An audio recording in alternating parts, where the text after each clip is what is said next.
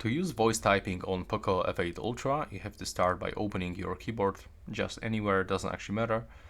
And right now we have to click on this microphone icon. If you don't have this icon over here, click here and basically check if it is not available somewhere here. Now, once you actually click on this one, you have to grant permission to the microphone.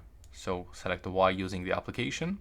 Now we repeat, and as you can see, when this icon got this blue highlight, it means that your voice is going to be recognized. By the way, we can also hide, let's select skip, and we can hide the keyboard when we are using the voice typing. You can get it back by clicking here. And by the way, if you want to change a language of the voice typing, you can actually do this.